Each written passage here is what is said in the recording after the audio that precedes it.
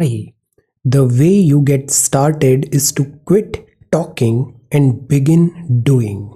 Today is 16th of January 2022. Let us have a quick discussion of all these important topics.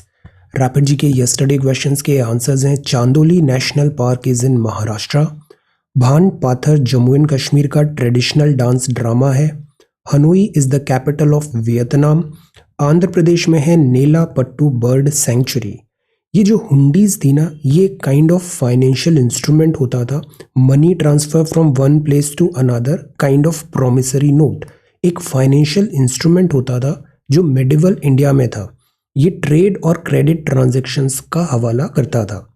Hundis are used as a form of remittance instrument to transfer money from place to place, एक जगह से दूसरी जगह, as a form of credit. तो एक certificate मिल गया तो यहाँ से इधर दूसरी जगह वो पैसा ऐसे ट्रांसफर हो जाएगा।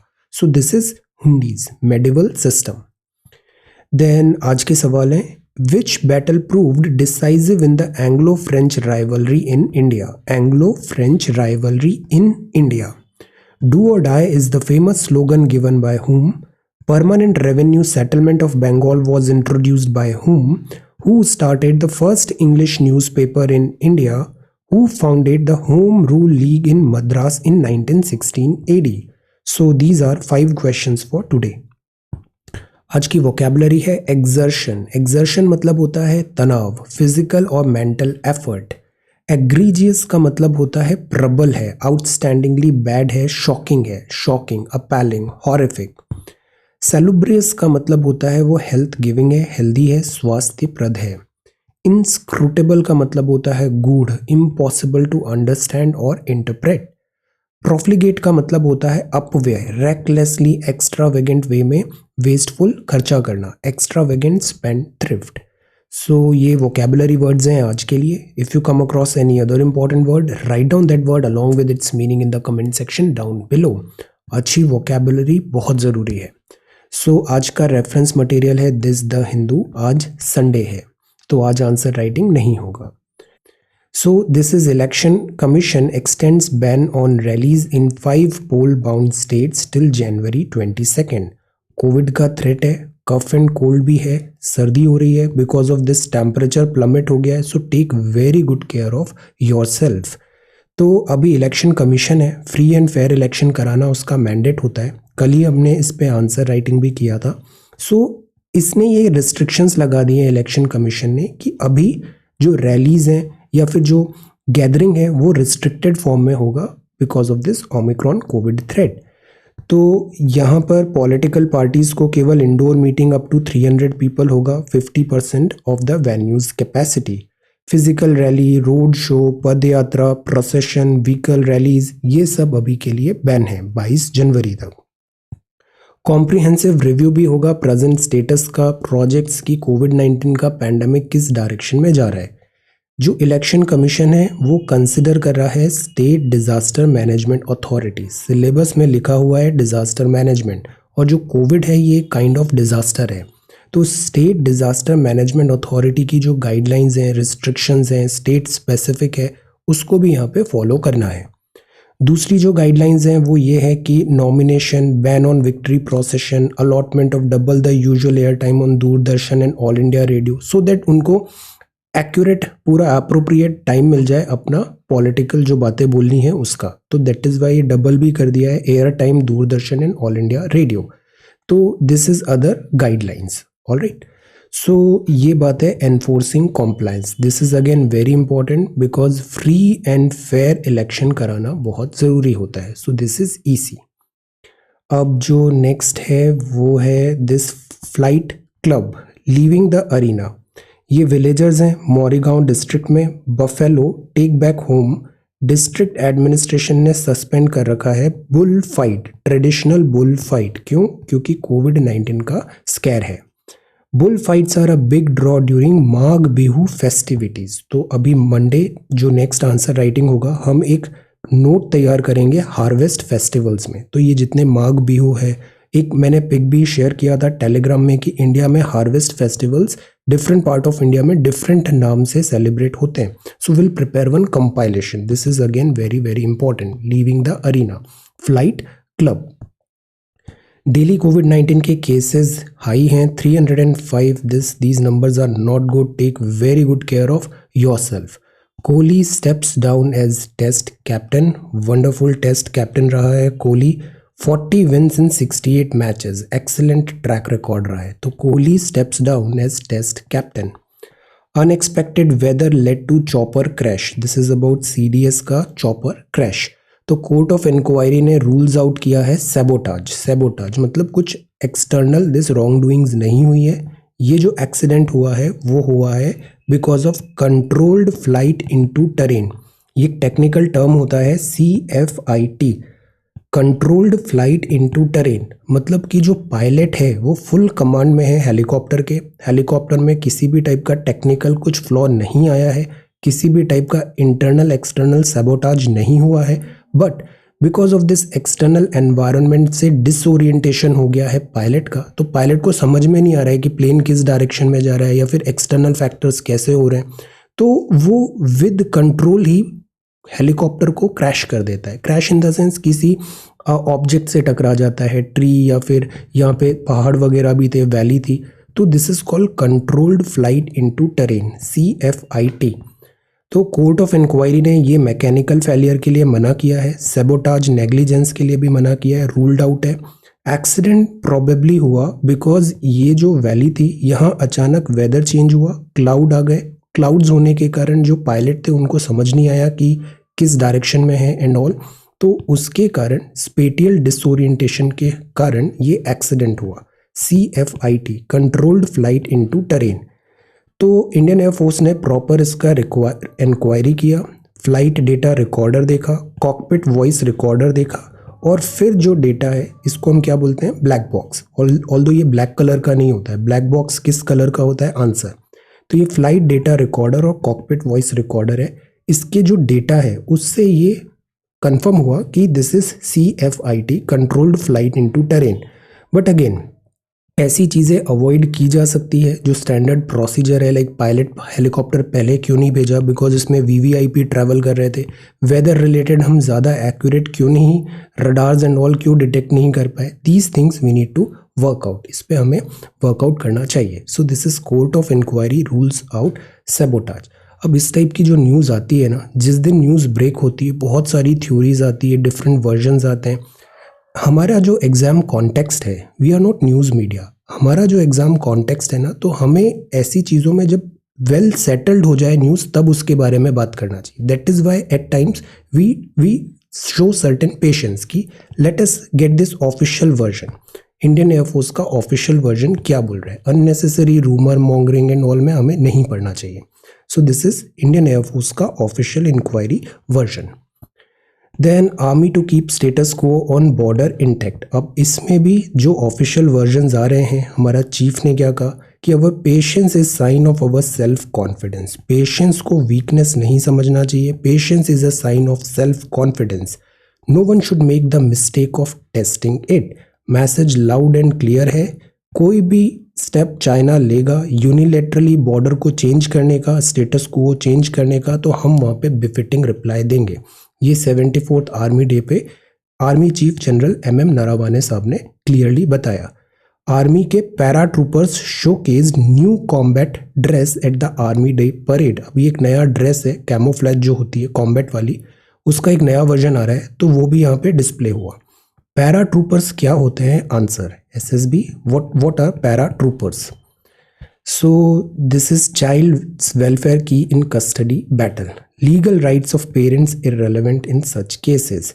अब जैसे जो बच्चा है उसका जो वेलफेयर है, उसके लीगल राइट्स हैं, इन सब के लिए क्लियर कट डायरेक्शन होना भी ज़रूरी है. कई बार क्या होता है, अगर लेस देन 18 होता है तो उनकी कस्टडी को लेके डिफ़िकल्टी आ जाती है. कोविड-19 का जो केस था उसमें हमने देखा बहुत सारे ऐसे अनफॉर्चुनेट केसेस आए कि पेरेंट्स जो हैं दे आर नो मोर. अब जो बच्चे हैं वो काफ़ी यंग है, तो उनका कस्टडी कैसे होगा, उनके राइट्स इन फ्यूचर कैसे सेफगार्ड किए जाएंगे, इस सब में एक क्लियर कट एक गाइडलाइन एंड डायरेक्शन रिक्वायर्ड है. Child's welfare key in custody battle. बाकी ये जैसे US से भी अगर कोई अडॉप्ट होता है चाइल्ड या फिर मूव होता है, violation of parents privacy, like यहाँ पे ऐसा एक मैटर है. आइडिया इज कि कोविड-19 के भी टाइम पे और अभी जो चेंजिंग सर्कमस्टेंसेज है, चाइल्ड वेलफेयर की custody battle. Then so this is the front page of the Hindu. अब जो नेक्स्ट है वो है KTR invites Tesla to Telangana. Tesla को इनवाइट कर रहे हैं तेलंगाना। सिल्वर लाइन प्रोजेक्ट है ये केरला में, पब्लिक डोमेन में इसके डिटेल्स दिए गए हैं। ऑब्जेक्शन ये उठ रहा है कि इससे एनवायरनमेंट डैमेज होगा, एनवायरनमेंटल कॉस्ट ह्यूज है। ये फायर रिचुअल्स हैं, डेंजरस ट्रैक है, farmer taking his fully decorated cattle through fire, Makar Sankranti. Again what is this? This is harvest festival. तो ये कर्नाटका के मांड्या डिस्ट्रिक्ट में ये फेस्टिवल हो रहा है। Then cloud over foreign leaders Republic Day visit. This is about 26 January. एक तो वैसे भी इसका वर्क जो रिवैम्प वर्क है वो डिले चल रहा है।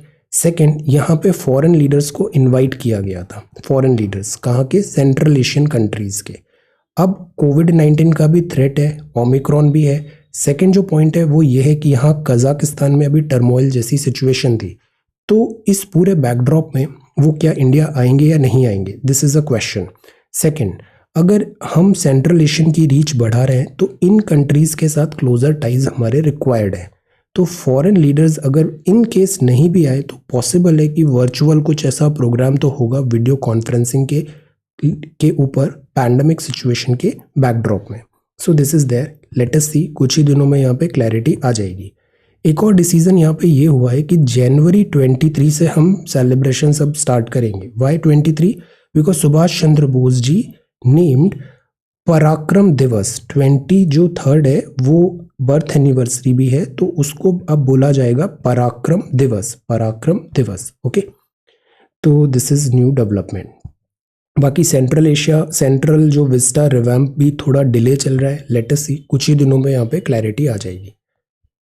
Then this is India makes its position clear on road to Lipulekh. What is Lipulekh? Lipulekh issue हुआ था नेपाल के साथ, नेपाल बाउंड्री।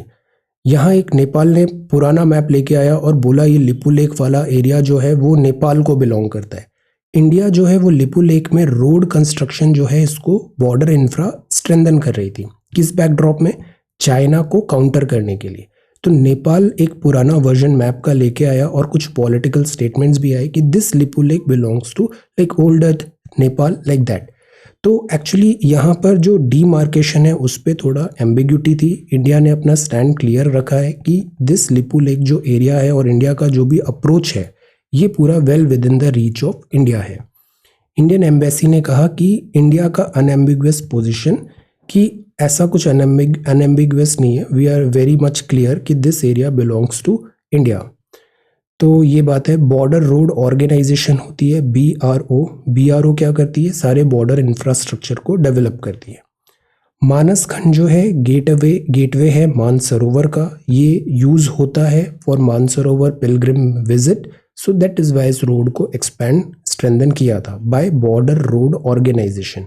तो एक तो पिलग्रिम भी है और दूसरा एक रीजन चाइना भी है। So this is Tanakpur Pithoragarh all weather road.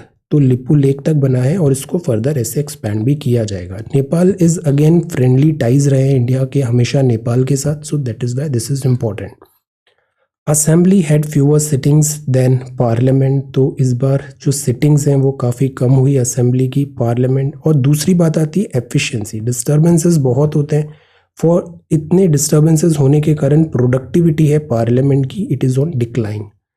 An Indian stale of Xi'an lockdown makes headline in China. तो दिस इज़ अबाउट कोविड के केसेस आते हैं। चाइना बड़ा स्ट्रिक्ट होता है इन लॉकडाउन्स वगैरह में, तो वहाँ लॉकडाउन लगा है ऐसा। चाइना के साथ एक और प्रॉब्लम है, यहाँ न्यूज़ कभी बाहर नहीं आती। जो न्यूज़ मीडिया है वो हाईली रेगुलेटेड होता है। Philippines approves deal for BrahMos missile. What is this? ये ब्रह्मोस है, BrahMos and Brahmaputra and Moskva, India and Russia का जॉइंट वेंचर। ये लैंड सी एयर तीनों जगह से लॉन्च हो सकता है। ये एक क्रूज मिसाइल है। पहले इसकी रेंज कम थी, अब MTCR एग्रीमेंट ओवर पास होने के बाद इसकी रेंज अब बढ़ने वाली है। So this is Brahmos. Supersonic cruise missile system है। फिलीपींस ने इतने मिलियन का कॉन्ट्रैक्ट अप्रूव किया, which is a good news. Why? Because एक तो फिलीपींस मतलब साउथ ईस्ट एशिया, इधर South China Sea, China, it is good, strategically important. Plus India यहाँ पे डिफेंस को एक्सपोर्ट कर रहा है। एक्सपोर्ट, हमारा इमेज ऐसा है कि हम बस खरीदते हैं, no, we export as well defence equipments. This is BrahMos, so this is very important.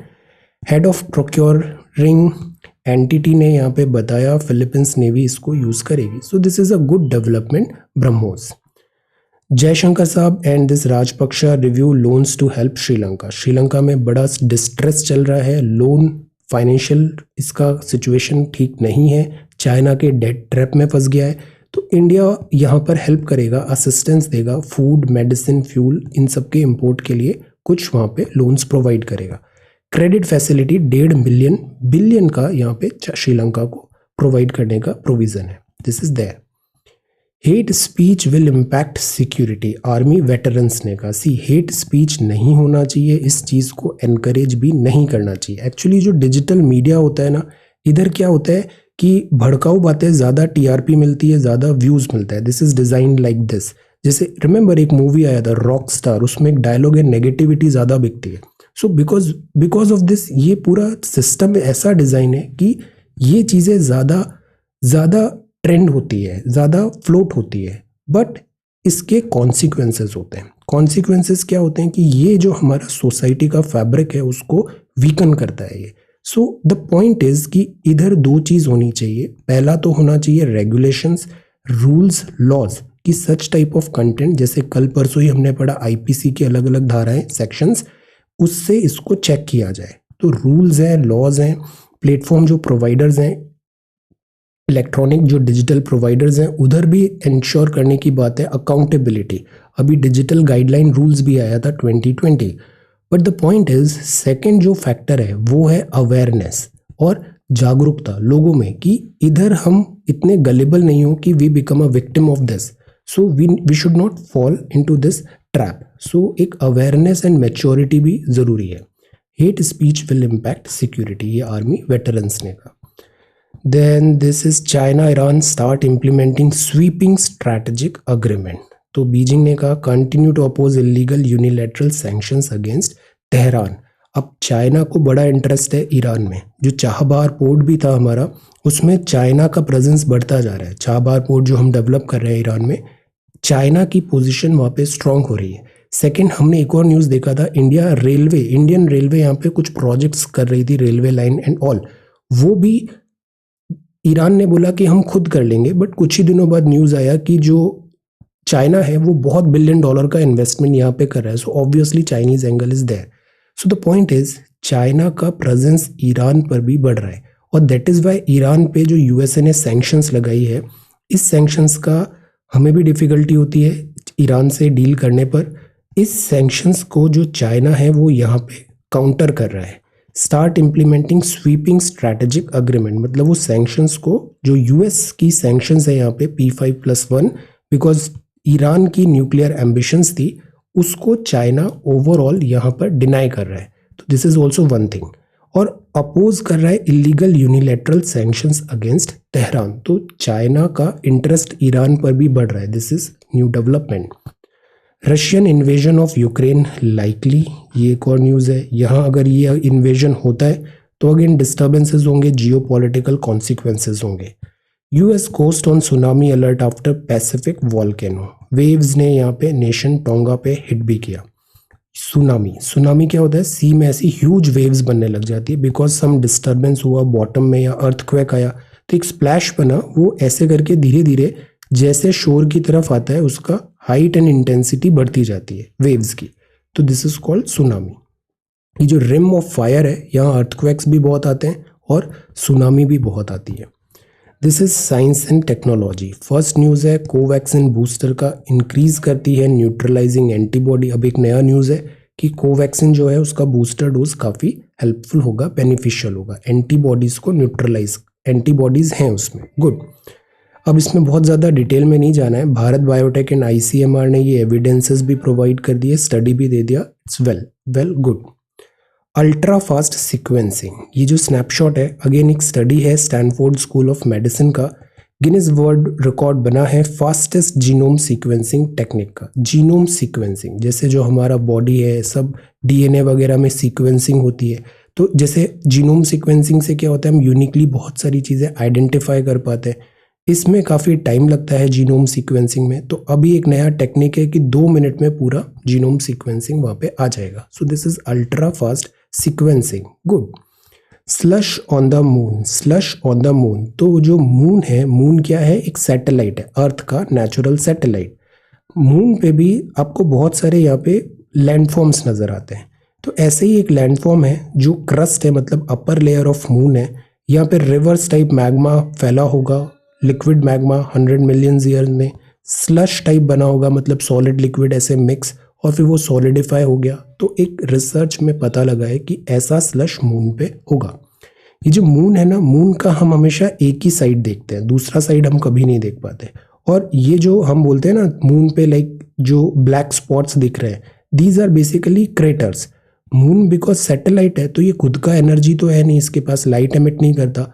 Moon primarily जो सोलर सन लाइट होती है उसको ऐसे रिफ्लेक्ट करता है, तो मून हमें यहाँ पे ऐसा दिखता है। मून रिफ्लेक्टेड लाइट भेजता है सन का। अब यहाँ पे क्रेटर्स हैं तो वहाँ पे रिफ्लेक्शन नहीं हो पाता, तो वो फिर ब्लैक स्पॉट्स टाइप्स यहाँ पे दिखते हैं।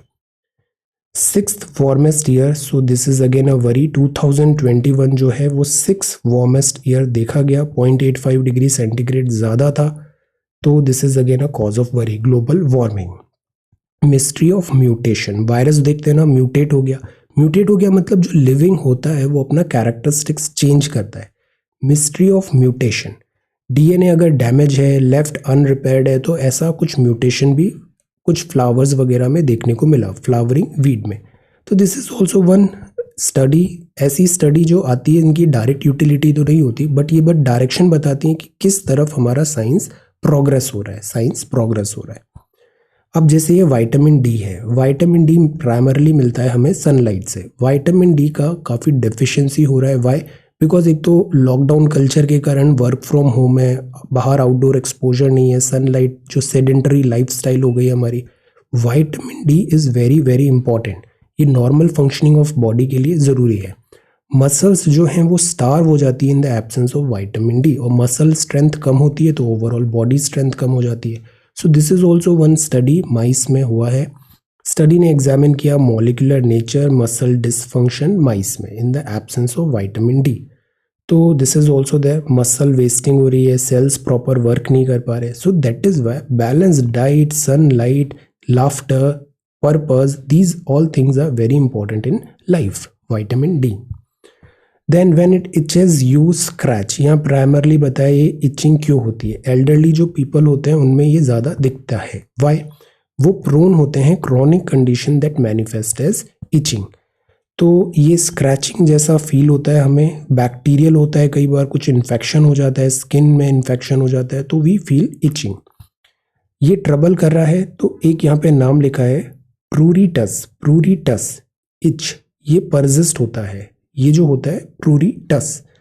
तो ऑनगोइंग रिसर्च ने ऐसे मैकेनिज्म बताया ये क्यों होता है। क्रॉनिक इचिंग भी होती है, एक हिस्टामाइन होता है, रिलीज ऑफ हिस्टामाइन, और फिर इसमें एंटी हिस्टामाइन टैबलेट लेने से ये हेल्पफुल भी होता है। डैंड्रफ वगैरह में भी हम देखते हैं कि उस टाइम पे भी इचिंग होने लग जाती है सर में, लाइक दैट। सो ये इचिंग यहाँ पे बताया एल्डरली को ज़्यादा होता है। जो स्किन की स्टडी होती है उसको डर्मेटोलॉजी बोलते हैं, dermatology.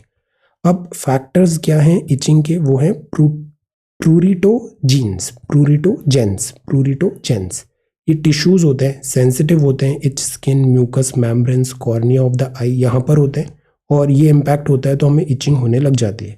Common example inflammatory conditions भी बताया है, बैक्टीरियल इन्फेक्शन भी होता है, so that is why we feel itching. Okay, तो this is that. Cleanliness is again good, body जो स्किन है प्रॉपरली मॉइस्चराइज होती है, so which is again good, itching उससे नहीं होता। How do locust smell and odour, locust क्या होते हैं, टिड्डे होते हैं। रिमेंबर 2020 में टिड्डों का अटैक हुआ था, जोधपुर का इंस्टीट्यूशन हमने पढ़ा था, लॉकुस्ट इधर यहाँ से आए थे, अफ्रीका से ऐसे निकल के अरब होते हुए पाकिस्तान होते इंडिया के वेस्टर्न बॉर्डर्स पे ये लॉकुस्ट का अटैक हुआ था। तो how do locust smell and odour, smell तो एबिलिटी होती है इनकी भी, एनवायरमेंटल फैक्टर्स ये डिटेक्ट कर लेते हैं। लोकस जो होते हैं ये ट्रेन होते हैं ऑर्डर फूड ताकि वो डिटेक्ट कर पाए। इनमें प्रेजेंटेशन होता है, सेंसरी अपेंडेजेस होते हैं इनके माउथ के पास so that they can sense smell को सेंस कर लेते हैं। तो ऐसा मशीन लर्निंग से भी इन्होंने बताया कि इनके पास भी न्यूरॉन्स है, वेल फंक्शनिंग है, दे कैन स्मेल लोकस्ट। अब ये जो लोकस्ट है ना, ये हमको कनेक्ट करना है डिजास्टर मैनेजमेंट से। लोकस्ट अटैक इसके लिए ज्योग्राफी का क्लास 11th का जो फर्स्ट बुक है इंडिया वाली, उसका जो लास्ट चैप्टर है ना डिजास्टर रिलेटेड, बड़ा अच्छा कंपाइलेशन है, उसको एक बार क्विकली आप देख लेना। ये भी उसमें लिखा है लोकस्ट भी वायरस भी, NCERT. Okay, then this is pig to human heart. तो ये पिग का अभी एक जेनेटिकली मॉडिफाइड कुछ किया हमने और ह्यूमन हार्ट को रिप्लेस कर दिया फ्रॉम पिग हार्ट। तो ये पॉसिबल है, इसको बोला जाता है ट्रांसप्लांटेशन। मेडिकल मिरेकल हुआ ये जीनो ट्रांसप्लांटेशन। एक्चुअली क्या होता है, हमारी बॉडी में एक मैकेनिज्म होता है, हमारा इम्यून सिस्टम, ये किसी भी फॉरेन बॉडी को, चाहे वो कोई भी हो, उसको रिजेक्ट कर देता है, एक्सेप्ट नहीं करता। So this was the reason कि जैसे जो पिग है, पिग का जो बॉडी स्ट्रक्चर है, ऑर्गन्स है, वो बड़े सिमिलर है हमारी ह्यूमन बॉडी के साथ, बट हमारी बॉडी उसको रिजेक्ट कर देती थी पिग के। सो अभी कुछ उन्होंने जेनेटिकली मॉडिफाइड पिग बनाया और उसके हार्ट से ह्यूमन हार्ट को रिप्लेस किया। अब दिस इज़ वेरी इंपॉर्टेंट क्योंकि एवरी ईयर हम देखते हैं हार्ट ट्रांसप्लांटेशन हुआ, लिवर हुआ, किडनी हुआ, इन सब की बड़ी रिक्वायरमेंट होती है। और इसके लिए अगर हमें ऐसे ऑर्गन्स मिलने लग जाएं जो से पिग से आए हैं या फिर मॉडिफाइड है, तो हम ह्यूमन जो लाइफ है, ह्यूमन का जो एलिमेंट है, ट्रीटमेंट है, उसमें बहुत कुछ हम एडवांसमेंट ला सकते हैं ऑर्गन ट्रांसप्लांटेशन में। बट इधर प्रॉब्लम आती है एथिकल प्रॉब्लम, और इसको करेक्टली फिट करना भी मुश्किल होता है because this immune system foreign body को, फॉरेन पार्ट को एक्सेप्ट करेगा या नहीं करेगा, ये एक बड़ा सवाल होता है। तो इस पर काफ़ी टाइम से रिसर्च वगैरह चलता रहा है और अभी एक रिसेंटली फिर न्यूज़ में आया है ऑर्गन ट्रांसप्लांटेशन। ये यूएस में यहाँ पे इन्होंने ट्राई किया जेनेटिकली मॉडिफाइड पिग का। नाम क्या है? Xeno transplantation. ओके, तो ट्रांसप्लांटेशन किया यहाँ पे, immune system good. Then recipient यहाँ पे ड्रग्स भी दिया ताकि इम्यून सिस्टम थोड़ा सप्रेस हो, जो हमारी बॉडी है वो पिग हार्ट को रिजेक्ट नहीं कर दे, लाइक दैट। अब जीनोम एडिटिंग टूल्स है, ये फेवरेट है CRISPR-Cas9 टेक्नोलॉजी। इससे क्या होता है, जैसे अभी जीनोम सीक्वेंसिंग ऊपर पढ़ा ना साइंस एंड टेक्नोलॉजी स्नैपशॉट में, तो ये जीनोम एडिटिंग टूल है।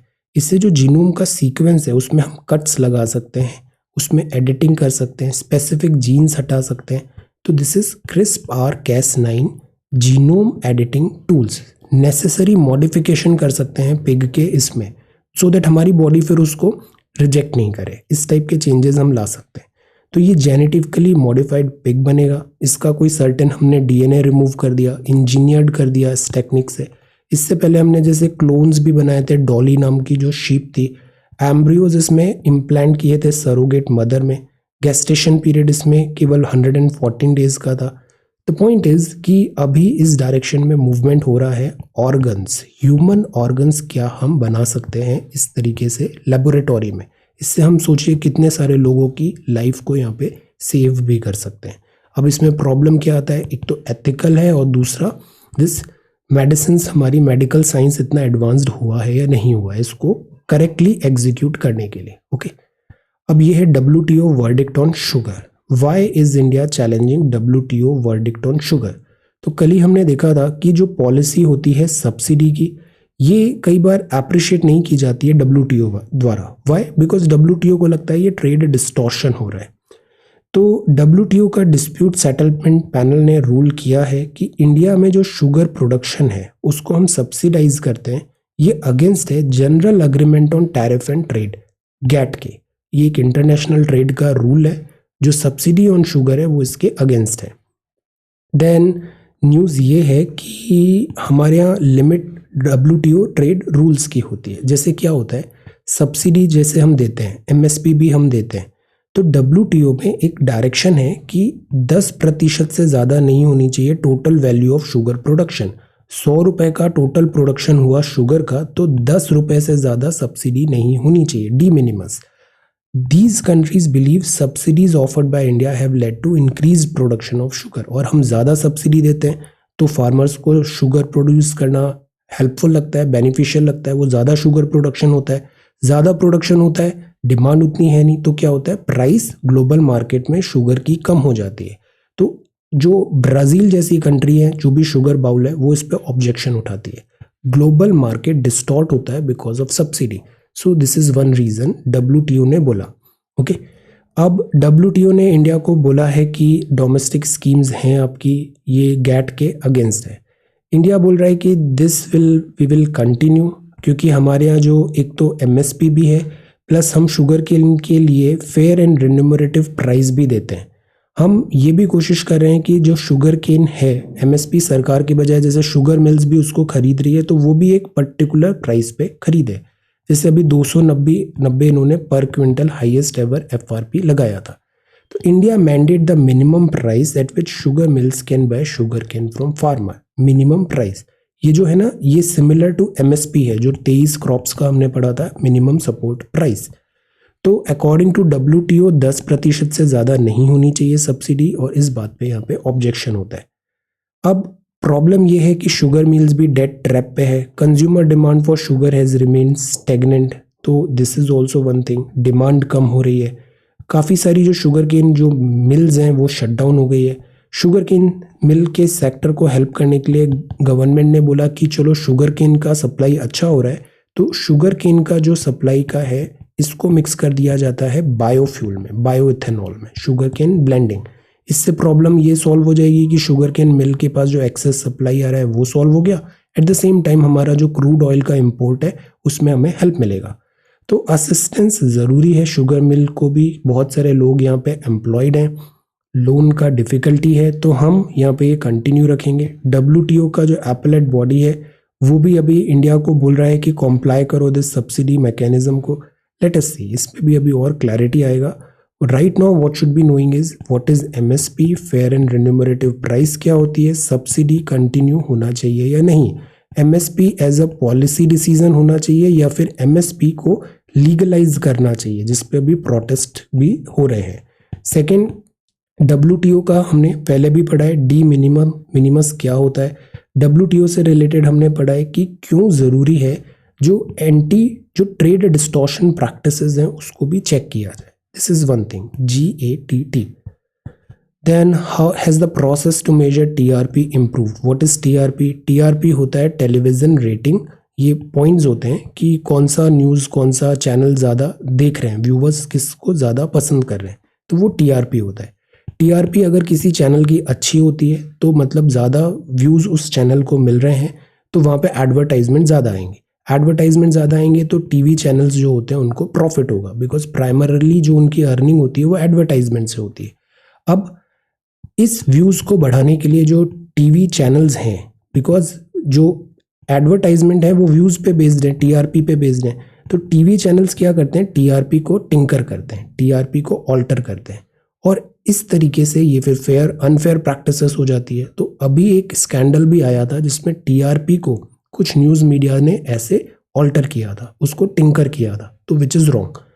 तो मेजर करना TRP इम्प्रूव्ड कैसे होना चाहिए, इधर हमें ये नाम याद रखना है, ब्रॉडकास्ट ऑडियंस रिसर्च काउंसिल है। टेलीविज़न रेटिंग पॉइंट्स करती है, कुछ रैंडम जगह पे ही कुछ इंस्ट्रूमेंट्स लगाते हैं अपने, और देखते हैं कि वो यूज़र कौन सा चैनल देखना पसंद कर रहे हैं, लाइक दैट। फिर उस रैंडम सैंपल को फिर एक्स्ट्रापोलेशन से ये आगे डेटा फाइंड करते हैं, एक रिपोर्ट बनाते हैं कि TRP का अभी ये चल रहा है, which channel is popular and which is not, like that. Okay, अब यहाँ जो हमारे कॉन्टेक्स्ट में जो पूछा जा सकता है वो ये जा सकता है कि ये जो व्यूज़ हैं, TRPs हैं, ये क्या एथिकल होता है, इधर रेगुलेशन क्यों करना ज़रूरी है, right, these things could be asked.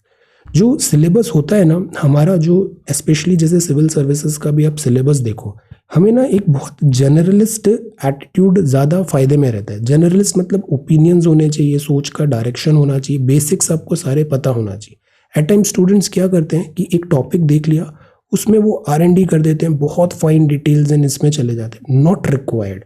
अगर ये सवाल पूछा भी जाएगा तो एक ओपिनियन पूछा जाएगा, किस तरीके से ये वर्क होना चाहिए, क्या रेगुलेशन होना चाहिए। तो we should have like range as well as a certain depth. ये स्ट्रैटेजी ज़्यादा काम करती है कि बहुत वाइड वैरायटी ऑफ टॉपिक्स आपको पता है एक सफिशिएंट डेप्थ में, बजाय कुछ 2-3 टॉपिक ही पता है जो बहुत एक्स्ट्रा ऑर्डनरी रेंज में, एक्स्ट्रा ऑर्डनरी डेप्थ में आपने कवर किए। तो रेंज और डेप्थ का हमें एक बैलेंस बनाना बहुत ज़रूरी है। और प्लस ये जो करंट अफेयर्स है ना, ये अनलिमिटेड होता है। You are dealing in the currency of time. अब दिन भर इतने वीडियोस देखते रहते हो, आस्क योरसेल्फ इसमें से कितना रिटेन होता है, कुछ याद रहता भी है या नहीं रहता है। अगर नहीं रहता है तो it's just a wastage of time. The point is, इसीलिए हम आंसर राइटिंग भी करते हैं, ताकि आप उसे लिखोगे तो वो याद होगा, कंसोलिडेट होगा, उसका रिवीजन करना आसान होगा। और मेन एग्जाम में प्राइमरली आपकी जो नोट्स आप लिख रहे हो ना, यही चीज़ काम आएगी in the end. Okay, so we are doing this very systematically, actively, motivation के साथ हमें इसे कंटिन्यू करना है। वैक्सीनेशन लिमिटिंग ओमिक्रॉन विरुलेंस, तो यस, वैक्सीनेशन के कारण पॉसिबली कि ओमिक्रॉन का थ्रेट इतना ज़्यादा, विरुलेंस मतलब इतना ज़्यादा डेडली नहीं हो रहा है। ये स्प्रेड तो हो रहा है बट इतना डेडली नहीं हो रहा है। At the helm of India space research, तो आप इसरो के नए चीफ हैं मिस्टर एस सोमनाथ। आपने डिग्री लिया है विक्रम भाई साराभाई स्पेस सेंटर, इसरो को 1985 से आपने ज्वाइन किया था। आप भी स्मॉल टाउन से हैं, इंजीनियरिंग किया, मेहनत से इतना आप आगे बढ़े, सो दिस इज़ गुड। अब हमें क्या फोकस करना चाहिए कि प्रायोरिटीज़ क्या रहेंगी अभी इसरो की। कुछ दिन पहले सवाल भी देखा था, इसरो जो है ना अभी प्राइवेट प्लेयर्स को भी एनकरेज कर रहा है। हमने देखा था एक न्यू इंडिया करके नया इन्होंने एक फॉर्म भी बनाया, इसरो ने प्राइवेट कमर्शियल बनाया इन्होंने। So ISRO is now want to act like a New Space India Limited बनाया था, now want to act like a platform provider, like a enabler. और प्राइवेट सेक्टर, स्टार्टअप्स, इन सबको भी वो एनकरेज कर रहा है कि कम जॉइन अस। फिर क्रिटिकल फैसिलिटीज़ यहाँ पे इसने बनाया, Sriharikota and all, good. Then सब ISRO circles in immediate month में अभी देखते हैं। तो एक्चुअली जो चीफ जब चेंज होता है ना, तो कुछ डायरेक्शन भी चेंज होता है ऑर्गेनाइजेशन का, बॉडी का। तो नए चीफ हैं, किस काम में किस प्रायोरिटी से ये वर्क करेंगे ये देखना होगा। So this is important. Priority अभी गगनयान है, हम मैन्ड मिशन जाने वाला है स्पेस पे, दिस इज़ इम्पॉर्टेंट। इसके अलावा रीयूजेबल लॉन्च व्हीकल भी है। एक्चुअली रॉकेट लॉन्च हो गया, क्यों ना उसको फिर से रीयूज़ किया जाए नेक्स्ट टाइम के लिए, कुछ ऐसा करें, इससे कॉस्ट भी कम होगी और रिसाइकलिंग भी ज़्यादा होगी, वेस्टेज कम होगा। Reusable launch vehicle, semi cryogenic engine और चंद्रयान 3, आदित्य L1 मिशन, ये सारे प्रोजेक्ट्स हैं जो इमीडिएट अटेंशन पे है। तो सवाल कहाँ से आएंगे, इन 4-5 चीज़ों से सवाल पूछे जाएंगे। तो ट्रेडिशनली इंडिया का काफ़ी अच्छा रेपुटेशन रहा है फ्रूगल इंजीनियरिंग स्पेस में, उसको कैरी फॉरवर्ड करना पड़ेगा। गेम ऑफ वर्ड्स है, इंडिया चाइना का ट्रेड 125 बिलियन हो गया। Mapping apps enable our digital infra, good. Technology, HDFC bank का net worth, Maruti Suzuki vehicle price, windfall 100 billion tech sector में। देन दिस इज जोकोविक और ये है हंगरी नेशन। इंडिया में प्रॉब्लम क्या है, कल भी हमने डेमोग्राफिक डिविडेंड में पढ़ा, जैसे स्टेट ऑफ हंगर रिपोर्ट भी आई थी, ग्लोबल हंगर इंडेक्स भी था। इंडिया की रैंकिंग नॉट गुड, 101 है 116 में, मतलब बॉटम में आ रहे हैं हम, 101। इंडिया को सिग्निफिकेंट वर्क ज़रूरी है पुट करना in the sector of this health care nutrition. तभी पोषण अभियान है, मिड डे मील स्कीम्स को एग्जाम और एक्सपेंशन किया जा रहा है, लाइक दैट। हंगरी नेशन, तो जैसे ये है। और दूसरा एक और चीज़ आ रहा है, अभी हमने ट्रेडिशनल जो फूड है, ट्रेडिशनल लाइक जो फाइबर्स हैं, उस पे भी हम लाइक रागी एंड ऑल पे भी हम फोकस कर रहे हैं, जो ट्रेडिशनल वहाँ पर है। तो दिस इज़ फोरेज्ड फूड, बैलेंस बहुत ज़रूरी है न्यूट्रिशन में। ट्रेडिशनल मिलेट प्राइम फोकस में बना हुआ है, मिलेट उड़ीसा।